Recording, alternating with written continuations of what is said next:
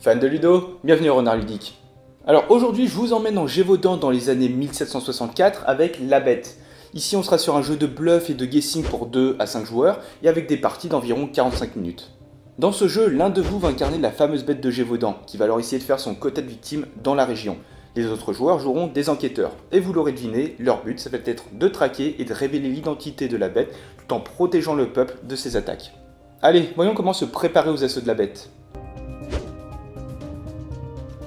Alors, pour la mise en place, bien sûr, vous allez placer le plateau principal. Le où les enquêteurs vont se répartir les 4 plateaux et les meeples associés, sachant que les 4 doivent être joués. Vous allez placer 3 détachements de dragons en noir sous les cases été et printemps, et placer 3 milices paysannes en blanc sous les cases automne et hiver. Il va falloir mélanger chaque pile de cartes saison et les placer à gauche du plateau. La bête, quant à elle, va choisir une identité secrète que vous allez placer face cachée près du plateau. Elle va ensuite choisir secrètement l'un des 5 villages de départ qui vont se trouver en bord de plateau et va placer la carte village correspondante, face cachée sur la case printemps en bas à droite du plateau. Ça va être le village par lequel elle va rentrer en Gévaudan. Les enquêteurs devront par la suite placer leur bonhomme comme bon leur semble sur les villages ou les hameaux. Et la bête révèle enfin le village par lequel elle entre et positionne sa figurine sur le village associé. Si aucun enquêteur n'est présent sur ce village, la bête fait sa première victime et va donc placer une petite goutte de sang, sinon rien ne se passe. Et là, vous êtes prêt à démarrer la traque.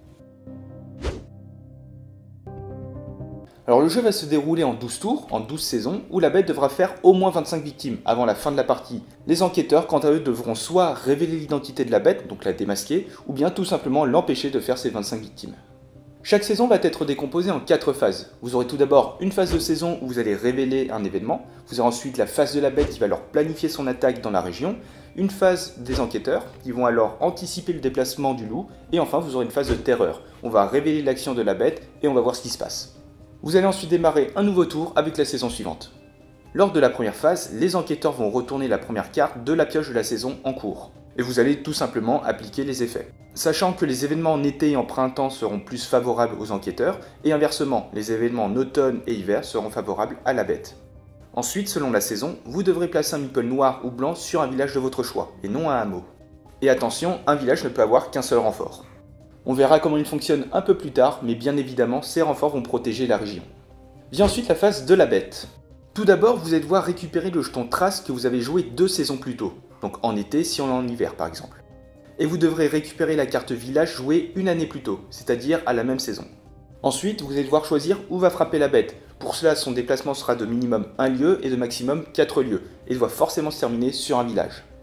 Vous allez donc repérer votre village d'arrivée et vous allez placer face cachée la carte correspondante sur la case de la saison en cours. Vous devrez également choisir l'un de vos jetons traces que vous allez placer à côté de la carte village précédemment jouée. Vous pourrez jouer ce jeton face cachée pour donner aucune information au joueur, mais vous ne bénéficierez pas du pouvoir de cette identité. Ou bien inversement, vous allez pouvoir jouer ce jeton face visible pour bénéficier du pouvoir. Alors vous avez la meute de loup qui permet à la bête de se déplacer jusqu'à un maximum de 6 lieues. Il y a le fauve qui permet de faire une victime supplémentaire. Le comte qui vous permet d'ignorer la présence d'un détachement de dragons, on verra ce que ça implique lors de la 4ème phase. Le diable qui permet de déplacer un enquêteur d'un lieu. Et le vagabond qui permet de faire une victime supplémentaire mais seulement dans un périmètre de 3 lieues autour d'Auvers. Une fois que la bête s'est décidée, ça va être au tour des enquêteurs de deviner ses intentions. Chaque enquêteur pourra se déplacer de 0, donc rester sur place, 1, 2 ou 3 lieues. Si vous vous déplacez entre 0 et 2 lieues, vous serez en capacité de protéger le village. Par contre, si vous vous déplacez de 3 lieues, vous ferez ce qu'on appelle une chevauchée. Vous devrez coucher votre meeple qui sera alors inefficace face aux attaques de la bête dans le village. Une fois que les enquêteurs se sont déplacés, la bête va retourner face visible la carte village qu'elle a choisie et va se déplacer dessus. Si un enquêteur qui n'a pas chevauché, c'est-à-dire qui a effectué moins de 3 lieues, se trouve sur le village de la bête, aucune victime n'est faite. Et de même si un détachement de dragons, donc les meeples en noir, est présent. Et si la bête se trouve avec une milice, donc avec un meeple en blanc, il y aura une victime en moins.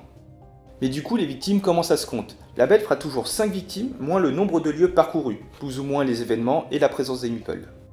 Pour représenter ça, vous allez placer autant de gouttes de sang que nécessaire sur le village en question. Et les enquêteurs pourront également enquêter sur l'identité de la bête, mais seulement dans quelques conditions.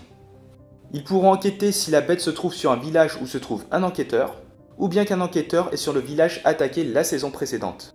Vous allez alors révéler le jeton trace s'il était face cachée, et si votre enquêteur possède le symbole du jeton, vous allez capturer ce dernier.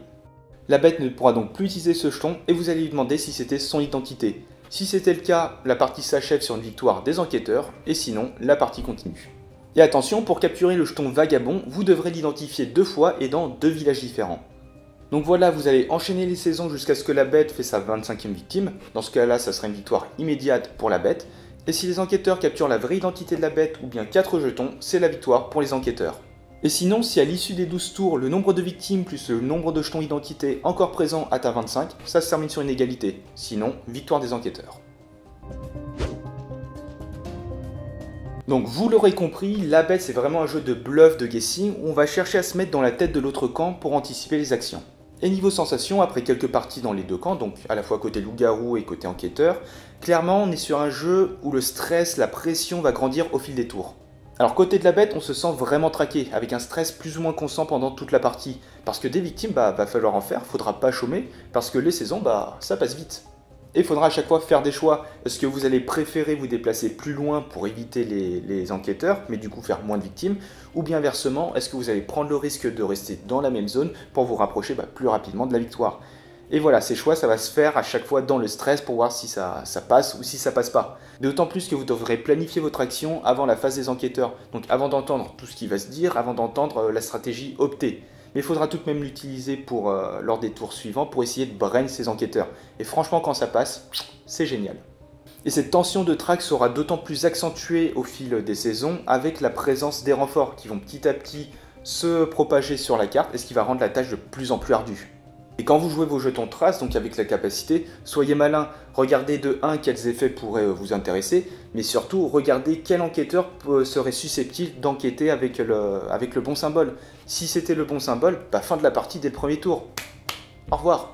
Et du côté des enquêteurs, même chose, il y aura de la tension, une sorte de course contre la montre, donc pour révéler l'identité de la bête avant la fin des 12 tours, ou bien pour l'empêcher de faire ses 25 victimes. Et en plus de cela, il y aura souvent de la frustration, dans le sens où la bête va souvent passer à travers les mailles de vos filets. Mais voilà, encore une fois, jeu de brain, jeu de déduction. Concernant les cartes saison, pour rappel, il y a 2 saisons qui seront favorables aux enquêteurs, donc les saisons printemps et été, et inversement 2 saisons qui seront favorables à la bête, automne et hiver. Et je sais pas si ça vous le fait, mais la part de psychologie dans ce type de jeu est plutôt importante. Si mentalement vous avez lâché, par exemple vous incarnez la bête et que vous vous êtes fait attraper 3 fois de suite, vous allez commencer à douter, vous allez commencer à faire des erreurs et vos actions vont devenir totalement prévisibles. Vous allez donc snowball dans la loose.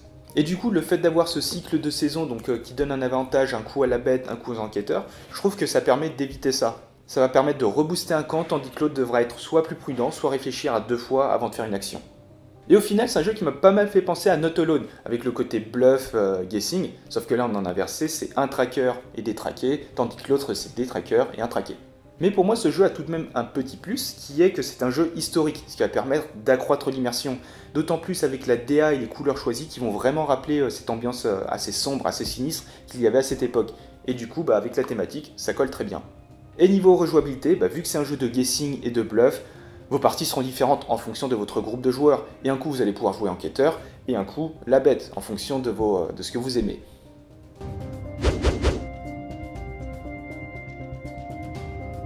Et voilà, c'est la fin de cette vidéo, donc désormais vous savez tout sur la bête de Gévaudan.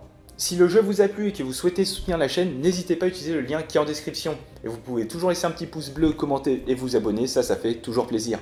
Et sur ce, on se retrouve dans une prochaine vidéo. Ciao!